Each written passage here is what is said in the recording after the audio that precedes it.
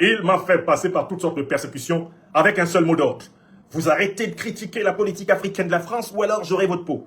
Et moi j'ai dit à Macron, oh petit Macron, né en 1977, moi un homme né en 72, qui est plus de 50 ans maintenant, je ne peux pas me laisser épouvanter par un gamin parvenu à la tête de la France par le plus grand des malheurs, la plus grande des mystifications, la plus grande des impostures. Vous, Emmanuel Macron, vous êtes le dernier président français qui pourra menacer un Africain sur la terre. Vous êtes le dernier président français qui aura manqué de respect à des chefs d'État africains, qui aura manqué de respect à des peuples africains, qui aura manqué de respect à des intellectuels africains. Vous êtes le dernier chef de la France-Afrique, c'est vous. Le système mafieux mis en place par De Gaulle et Foccart s'effondrera avec vous, Macron. Alors, vous êtes capable de tuer, puisque les dirigeants français ont souvent pris la liberté d'attenter à la vie des dirigeants africains, des intellectuels africains, des citoyens africains. Vous pouvez continuer de tenter d'attenter à ma vie comme vous l'avez déjà fait par des proxys. Vous m'avez déjà fait traquer, mes téléphones sont sur écoute. Vous traquez toutes mes communications avec mes proches. Vous m'avez fait suivre par des agents de la DGSE. Et cela, nous l'avons vécu dans un avion d'Ethiopian Airlines. J'étais en compagnie de mes 3 avocats. Ils sont vivants, ils pourront témoigner. Maître Ndjifutawo Woshawa Boubek, que j'appelle le mantra du droit. Maître Sylvain Senda, grand-fils du Congo. Maître Alexis Iwou, grand-fils du Togo, était dans l'avion d'Ethiopian Airlines où vos hommes, les barbouzes de la DGSE, tentaient de m'encercler, de s'asseoir avec moi dans l'avion, afin sans doute d'attenter à mes jours, selon des méthodes connues et par lesquelles disparurent d'autres illustres Africains. Vous avez tout essayé et en réalité, vous n'avez pas compris que la cause pour laquelle je me bats est plus grande que moi, que des millions, des dizaines de millions, des centaines de millions d'Africains sont éveillés. L'Afrique indomptable avance inexorable. La petite France ne pourra plus bientôt, eh bien, crier sur un Africain. Elle ne pourra plus bientôt influencer la politique économique du moindre État africain. Elle ne pourra plus bientôt militairement intimider le moindre État africain. La France sera ramenée à son statut de petit État à l'intérieur d'un continent pauvre. Parce que vous n'avez pas écouté les conseils que nous vous avons donnés.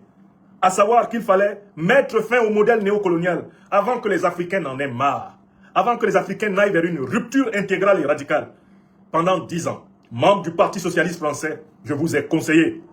J'ai conseillé la droite et la gauche dite républicaine française en leur disant « Mettons fin, pendant qu'il est encore temps, mettons fin au système mafieux de la France-Afrique.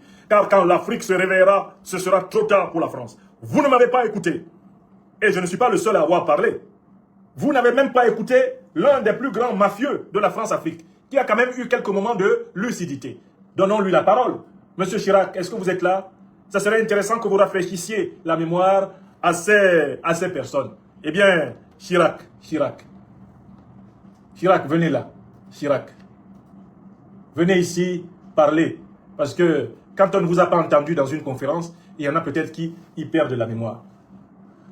Monsieur Chirac, nous avons une seule question à vous poser. Vous sortez de votre tombe et vous nous dites d'où vient l'argent que nous avons en France.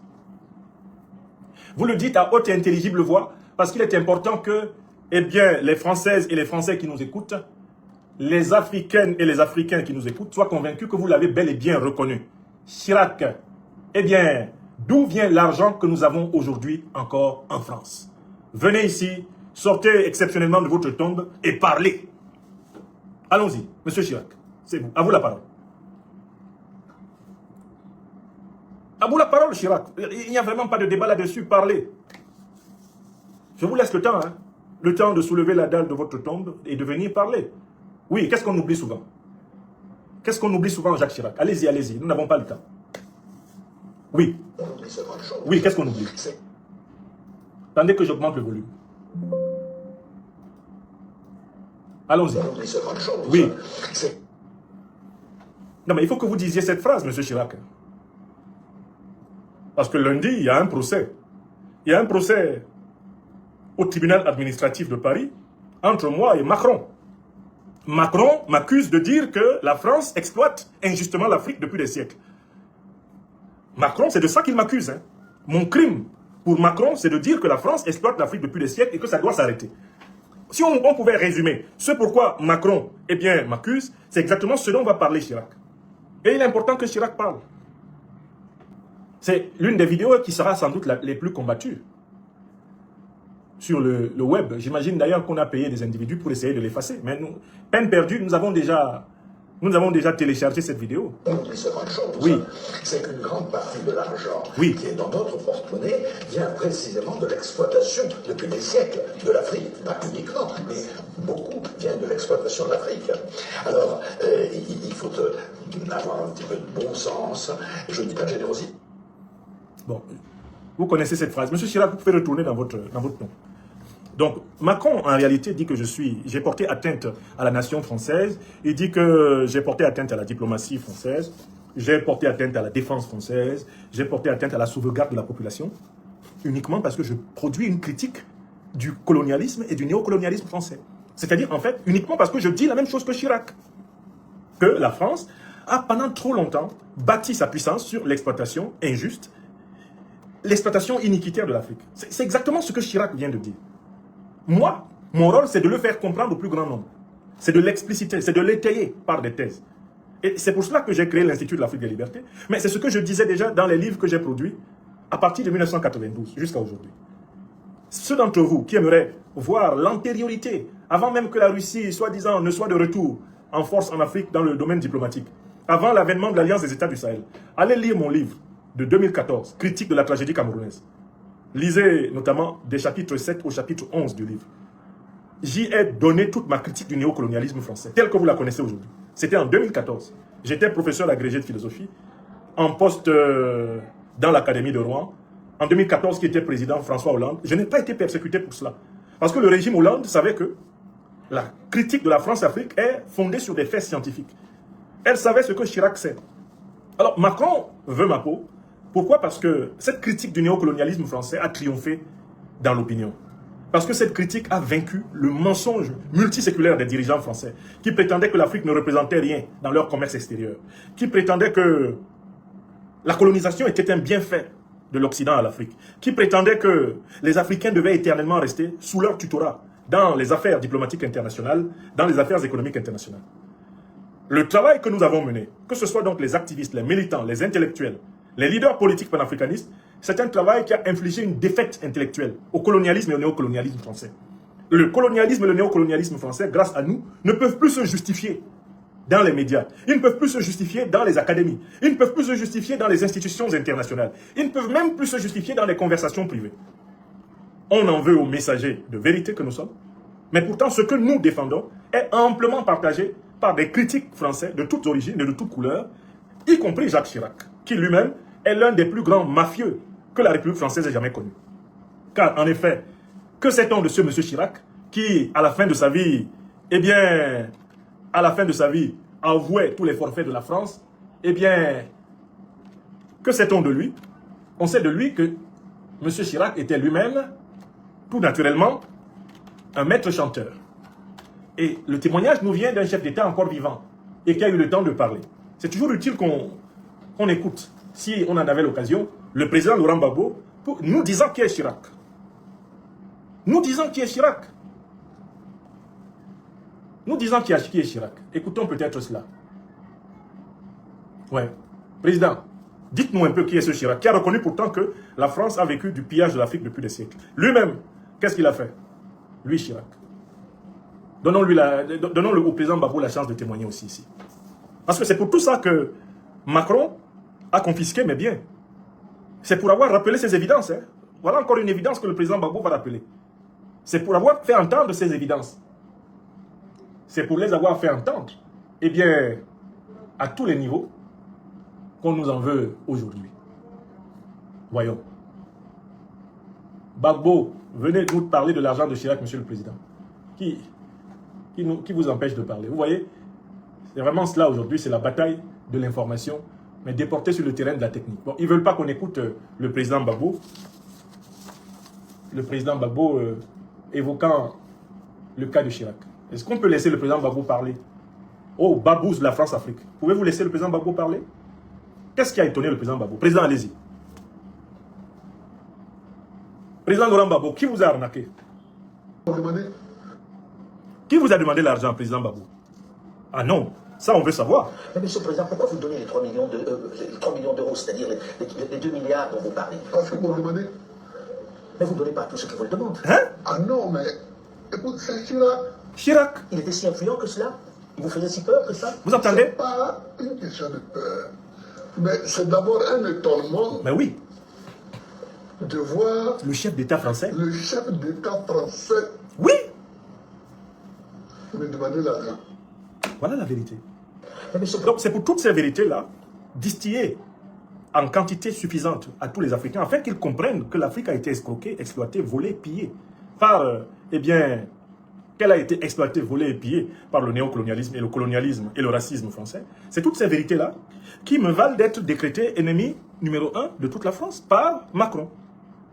Je n'ai pourtant jamais posé d'acte contre le peuple français, en rien du tout. Je n'ai aucune haine contre le peuple français, la nation française en tant que telle. Il dit que j'ai porté atteinte à la diplomatie française. Je parle de la diplomatie néocolonialiste. Que la France ait une diplomatie, c'est une chose normale. Mais que les diplomates français soient des néocolonialistes, voilà ce que j'ai dénoncé. J'ai dénoncé les diplomates français néocolonialistes. Et je vous appelle à faire comme moi. Et on va continuer. Il dit que j'ai porté atteinte à la défense française. Je n'ai pas porté atteinte à la défense française. Je n'ai jamais brutalisé un policier, un soldat français. J'ai demandé avec des millions, des dizaines de millions et des centaines de millions d'Africains à tous les militaires français de rentrer en France. Ça, je le demande. Je l'exige. Car l'Afrique n'occupe pas militairement la France. La France ne doit pas occuper militairement l'Afrique. L'histoire négrière, l'histoire coloniale, néocoloniale, l'histoire impérialiste de la France en Afrique plaide pour un retrait total, sans exception, des soldats français du sol africain. Voilà la thèse que je défends. Je n'ai pas porté atteinte à des militaires français. Je n'ai jamais porté une arme. Je ne leur ai pas posé d'acte de guerre. On m'accuse d'atteinte à la défense. Simplement parce que je demande au gouvernement français de respecter la souveraineté militaire des pays africains en retirant ses troupes. Voilà le crime. Et parce que je le demande avec efficacité, avec insistance, que je le demande en multipliant des exemples, avec pédagogie. On m'en veut pour ça. On m'en veut. On m'accuse d'atteinte à la diplomatie, atteinte à la nation, à la sauvegarde de la population. Alors que, époux de Française, je suis père de 4 enfants. Et époux de Française de naissance. Je suis père de 4 enfants, qui par leur mère sont citoyens français de naissance. D'accord? Moi, j'ai apporté à la population française 4 enfants. Macron qui m'accuse d'atteinte à la population française, lui, il a apporté 0.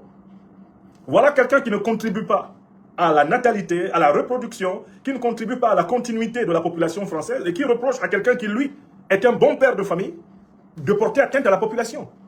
Une vraie folie. Comme si c'était dans mon intérêt de porter atteinte à la population française à laquelle, eh bien, appartiennent entre autres mon épouse et mes enfants. Il faut être fou pour m'accuser d'une telle chose. Par quel acte ai-je porté atteinte à la sauvegarde de la population française? Au contraire, j'invite les Françaises et les Français à se joindre à moi pour mettre fin au colonialisme et au néocolonialisme et à l'impérialisme français en Afrique. Pour participer à la construction d'une véritable relation égalitaire, fraternelle, à la réparation des crimes de guerre, des crimes économiques, des crimes contre l'humanité perpétrés par l'armée française depuis la période monarchique jusqu'à Emmanuel Macron en Afrique. J'appelle à la fin des coups d'État néocolonialistes français. S'il y a des coups d'État en Afrique, c'est l'affaire des Africains. Les dirigeants français n'ont pas organisé des complots pour imposer des dirigeants en Afrique. C'est cela atteindre la population française? Dire que nous, Africains, avons tout intérêt à donner leur valeur à nos langues, à notre civilisation, à connaître notre civilisation. Hein, j'ai commencé cette émission en vous présentant ce symbole que les Africains doivent connaître. C'est l'un des plus anciens symboles de l'humanité. Dans la langue médounétaire, l'une des langues africaines les plus anciennes connues et qui nous sont parvenues par l'écriture, ce symbole se dit Ankh et il signifie la vie, l'immortalité, l'union des contraires, l'harmonie. Il est le symbole que l'on retrouve auprès de tous les grands Africains d'il y a 6000 ans. Tout au long de leur vie et même le jour de leur mort. Ce symbole est constamment à leur côté. Certains le portent d'ailleurs aujourd'hui sur la poitrine, comme moi, l'Ankh. L'un des plus anciens symboles de la civilisation africaine. Donc vous voyez très bien que la croix chrétienne est une imitation parfaite. Ou plutôt une imitation imparfaite. Donc, le simple fait que je dise que les Africains doivent se rendre compte qu'ils n'ont pas commencé à exister lorsqu'ils ont été découverts par des Occidentaux, découverts par des Arabes, ou lorsqu'ils ont été découverts, je ne sais pas, par des Américains. Ils n'ont pas commencé à exister quand ils ont été découverts par des Chinois. Ça me vaut d'être présenté devant le peuple français par Emmanuel Macron comme quelqu'un qui a porté atteinte à sa nation, atteinte à sa diplomatie, atteinte à sa défense, atteinte à la sauvegarde de sa population. Parce que pour Macron, la population française doit être sauvegardée par l'exploitation de l'Afrique. Il faut que j'accepte en tant que citoyen français adoptif que la France continue à voler l'or, l'uranium, le pétrole, le manganèse, le cobalt, le lithium, le bois, le coton de l'Afrique. Il faut que j'accepte tout cela pour être présenté comme un bon Français, un bon citoyen français.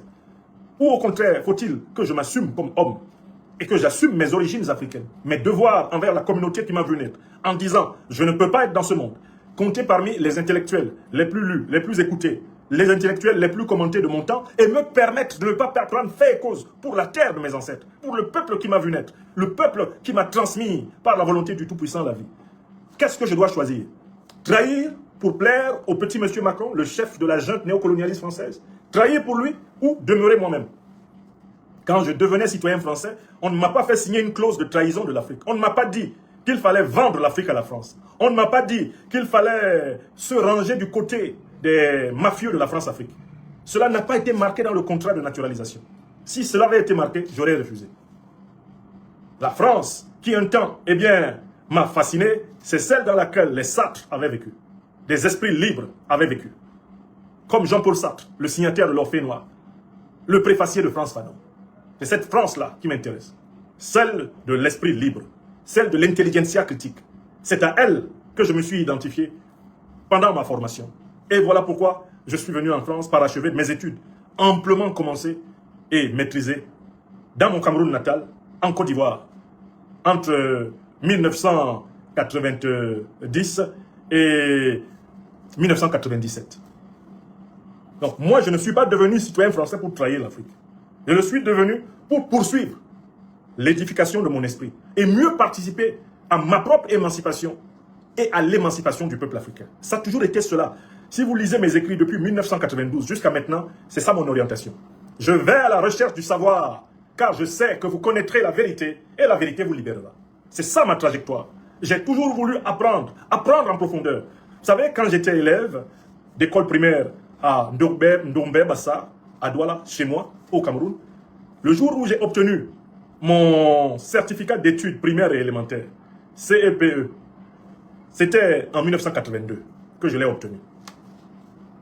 Ce jour-là, j'ai écrit sur une feuille que j'ai gardée dans un carnet chez mes parents, j'ai écrit « Prochain objectif, le doctorat ». J'avais 9 ans et demi par là. 9 ans et demi par là. Quand j'avais 9 ans et demi, une fois que j'ai été reçu au certificat d'études primaires élémentaires, et nous sommes les derniers certifiés, pratiquement la dernière génération de diplômés du Cameroun dont le nom s'écrivait à la plume sur le diplôme. Mon CEPE là, il est écrit à la plume. Quand j'ai vu la beauté du diplôme que j'avais obtenu, j'ai pris une feuille et j'ai écrit « Prochain objectif, le doctorat ». Je l'ai eu. Donc, moi, j'ai compris très tôt que, fils d'ouvrier, fils de paysan, fils de ménagère, mon seul ascenseur social certain, c'était la connaissance. C'est la connaissance qui allait me libérer, eh bien, de l'ignorance, me libérer de la vulnérabilité, me libérer de la pauvreté. Je n'ai jamais eu d'autres richesses à conquérir pour bâtir mon existence que la connaissance. Et en devenant citoyen français, le projet était de parachever justement la maîtrise de la connaissance. Moi, venu d'Afrique, il me fallait conquérir des compartiments de la science internationale, me frotter à des esprits d'ailleurs, afin de mieux servir mon continent. Ce que j'ai fait et ce que je fais. Donc, lundi après-demain, 9 mars, il y aura un procès. Je serai représenté à cette occasion par mes avocats. Je dis à mes amis qui envisagent de se mobiliser à l'occasion de ce procès que j'y serai représenté par mes avocats. Il n'est pas nécessaire que j'y sois moi-même présent. J'y serai représenté par mes avocats qui vont convenablement défendre mes intérêts contre le chef de la junte française. Parce que c'est ce qu'il est. Voilà quelqu'un qui a pris plaisir à mépriser les dirigeants de plusieurs pays africains en fabriquant une phraséologie du mépris, une terminologie de l'infamie pour les maltraiter. À partir de maintenant, chaque fois que vous m'entendrez dire Emmanuel Macron, vous entendrez dans la foulée le chef de la junte néocolonialiste française qui va bientôt s'effondrer. Recommencez le mantra, écrivez le mantra prévu pour Macron. Emmanuel Macron, le chef de la junte néocolonialiste française qui va bientôt s'effondrer. On recommence, une deuxième fois. Emmanuel Macron, le chef de la junte néocolonialiste française qui va bientôt s'effondrer. Une deuxième fois, une troisième fois, conformément à la parole orthogonale. Emmanuel Macron, le chef de la junte française qui va bientôt s'effondrer. Voilà. Voilà son nom. Et je vous invite à écrire cette phrase-là et à me la rappeler. Chaque fois que je vais dire Emmanuel Macron, je dois dire cela. Un peu comme quand je dis Alassane Dramane Ouattara, vous savez ce qui vient après. Le satrape reptilien venu de Sendou pour troubler la paix des Ivoiriens et ayant renié notre belle terre burkinabé de Sendou pour troubler toute l'Afrique avant d'être bientôt dégagé. Ça, c'est Ouattara, n'est-ce pas? Vous savez ça, non? Comme vous savez le mantra que j'avais mis sur Mohamed Bazoum, le juntard de Niamey, qui va faire boum. Et il fit boum. N'est-ce pas? Comme j'ai mis un mantra sur Patrice Talon, un autre serviteur du néocolonialisme sous-régional. Il a dit, Patrice Talon, qui sera talonné jusqu'à son étalement. Et son étalement est en marche. Il a goûté au commencement de son étalement le 7 décembre, eh bien, 2025. Mais ce n'est pas fini. C'est une longue agonie d'un régime pourri. Oui! J'ai mis un mantra sur Biya.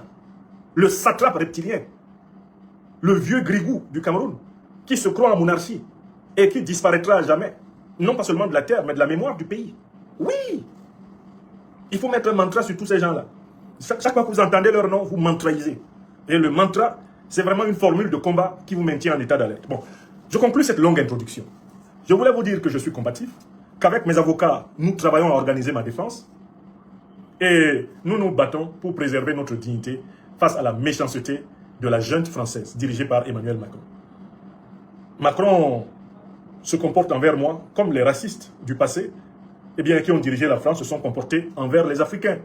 Ils ont décrété, par la bouche de Colbert, que les Noirs de la terre tout entière étaient des biens meubles et immeubles.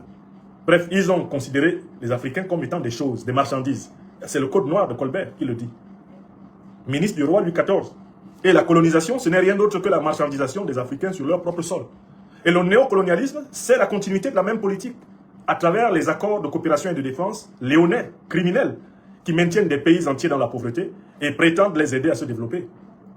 Ce qui est une méthode de pompier pyromane que l'on retrouve actuellement dans l'agression que subit l'Afrique, l'agression de l'impérial terroriste, c'est-à-dire des organisations terroristes qui ont été créées par les pays de l'OTAN, qui viennent déstabiliser l'Afrique afin de permettre aux pays de l'OTAN de dire qu'ils vont aider l'Afrique à les combattre. Et ainsi, sous couvert de lutte contre le terrorisme, à permettre la recolonisation militaire, économique, la recolonisation totale du continent africain.